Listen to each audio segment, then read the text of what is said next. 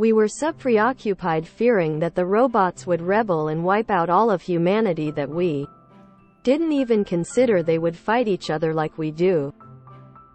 1,000 years ago, a great king had his soul infused with the crown so he may rule eternity, taking possession of anyone who wears it. But with each new successor, the king took his extra lives increasingly for granted. Until one day, sapient life was a mistake in this universe, God said, as he moved to snap his fingers to kill them all.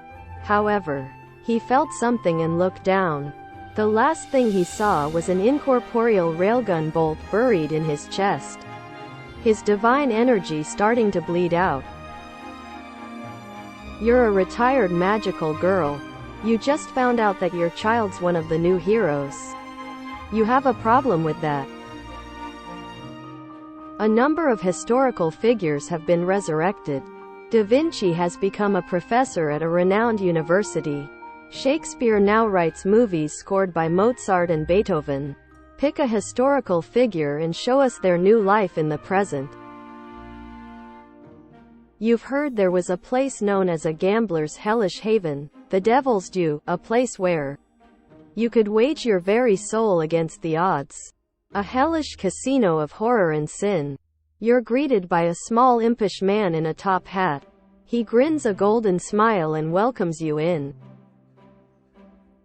You are an eldritch horror beyond mortal comprehension, and you've been summoned by one of your cute and little warlocks. The big bad can't afford a lair, so they've hired a room in a community center to have the final battle against the hero. Continents actually move because the planet is a giant Rubik's Cube for the gods. It is still yet to be solved. A horror story where the protagonists were smart about everything, but in the end, they still lose. Recently, law enforcement discovered that a series of missing persons have been linked to your name. You turn yourself in with glee as now you can finally get some help to understand the pocket dimension that's stuck to your hand. Only those who are highly trained for it are permitted to board derelict starships. This rule is unenforced, because the untrained rarely live to tell of it.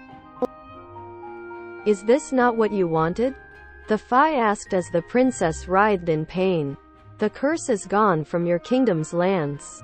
It needed somewhere to go. It is not our fault you did not consider this.